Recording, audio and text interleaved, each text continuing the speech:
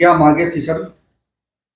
उसमें ज्ञापन बेसिकली बहुत सारे बिंदु एक साथ उसमें थे कि कहीं जो पहले कभी आगजनी हुई होगी उसका मुआवजा देना है, एंड किसानों की और जो समस्याएं थी उसके संबंध में दिया गया है। कुछ पुलिस विभाग से संबंधित समस्याएं थी, कुछ कोऑपरेटिव डिपार्टमेंट से संबंधित थी, कुछ राजस्व विभाग से संबंधित थी। तो कई विभागों का एक साथ उन्होंने मिलकर ज्ञापन दिया है। तो हमने सारे विभाग प्रमुखों को निर्देशित किया है कि उसमें वो अपने अपने डिपार्टमेंट की जो भी शिकायतें और जो भी समस्याएं बताई गई हैं उसका निराकरण कर प्रतिवेदन हमें देंगे 15 दिवस। उसमें मुख्य रूप से जोर दिया जा रहा था गडरा कांड का, कि गडरा में निष्पक्ष जांच हो, सीबीआई के द्वारा जांच की जाए। इस पर सर क्या कहें? जो भी इसमें चूंकि पूर्व में भी ऐसे ज्ञापन मिले हैं तो वो हमने शासन को भेज दिए हैं, क्योंकि ये हमारे स्तर से डिसाइड नहीं होना है, और जो भी होगा वो ऊपर से जो भी निर्देश होंगे हम उस पर कार्रवाई करेंगे।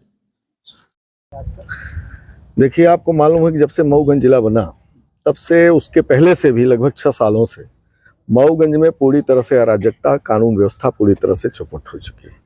और कई बार आंदोलन भी किया गया, कई बार ज्ञापन भी हुआ, कई बार सारी बातें हुई, लेकिन ये थमने का नाम नहीं ले रहा। उसी कड़ी में आपको मालूम है कि गडरा की इतनी बड़ी घटना घटी और क्या क्या हुआ, ये जग जाहिर है।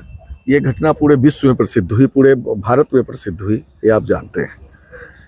और स्थिति अब ये बन गई है कि जितने उसमें षड्यंत्रकारी लोग हैं उनको बचाया जा रहा है और जो निर्दोष लोग हैं उनको फंसाया जा रहा है।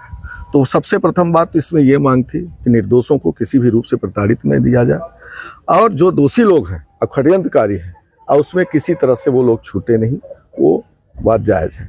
दूसरी बात, भाई पूर्व उप मुख्यमंत्री जी उसमें गडरा कांड में गए थे, 1 करोड़ का मुआवजा की बात उन्होंने करी थी, जो पीआरओ ने उसको बाकायदे न्यूज़ डाली थी, लेकिन उसको डिलीट कर दिया गया। तो हम आप सबके माध्यम से पूछना चाहते हैं कि उसमें अगर कहा गया था, शासन प्रशासन है वो, तो 1 करोड़ का मुआवजा उनको मिले।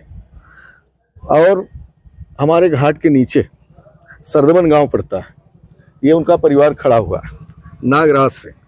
4 तारीख को नागराज सिंह गायब हुए और वो पुलिस के हाथ से गायब हुए और कंपनी वालों के हाथ से गायब हुए। और ये उम्मीद थी कि अभी तक शायद कहीं हो, लेकिन नदी नाला रिश्तेदारी सब जगह ढूंढा गया। अपने से भी हम ये नहीं कहते कि पुलिस ने भी थोड़ा बहुत नहीं प्रयास किया, वो भी किया हो, लेकिन आज तक नागराज सिंह का कोई पता नहीं चला। तो वो भी मुद्दा था कि तत्काल नागराज का पता लगाया जाए कि नागराज सरदमन आदिवासी हैं। कल ये भी उसी तरीके से घटना न समझ में आए और उनका पता लगे अब क्या हुआ नागराज का। तीसरी, खटखरी में आग लगी, आपके मऊगंज में आग लगी और एक आध गांवों में आग लगी, अब भयंकर आग लगी, उसका मुआवजा नहीं मिला।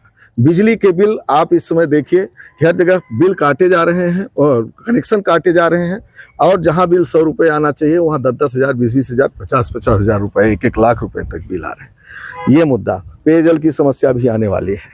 तो इन सब तमाम मुद्दों को लेकर के हम लोगों ने आज कलेक्टर और एसपी जो यहाँ पर आए हैं, अब मऊगंज की कानून व्यवस्था अच्छे से सुधरे, इन सब बातों को लेकर के आगे ऐसी घटनाओं की पुनरावृत्ति ना हो, इन सब मुद्दों को लेकर के उनको ज्ञापन के माध्यम से और वैसे भी अपनी तरीके से बात हम लोगों ने रखी है, और कि इस तरीके से घटना की पुनरावृत्ति न हो, और जो हमारे बिंदु हैं वो उन बिंदुओं पर 15 दिवस के अंदर निराकरण करें, 10 दिवस के अंदर निराकरण करें। अन्यथा जो है तो हम लोग इसके लिए बड़े से बड़े आंदोलन के लिए मजबूर होंगे। और कोई अन्य मांगे भी हैं क्या? हमारी सर्वप्रथम मांग है और लास्ट मांग है, ये है कि इसमें सीबीआई जांच हो, और जब तक सीबीआई जांच नहीं होगी तब तक षड्यंत्रकारी नहीं पकड़े जाएंगे और इसमें निर्दोष लोग फंसते रहेंगे। क्या ऐसा लगता है कि इसमें षड्यंत्र किया गया? बिल्कुल बगैर षड्यंत्र ये घटना हो ही नहीं सकती।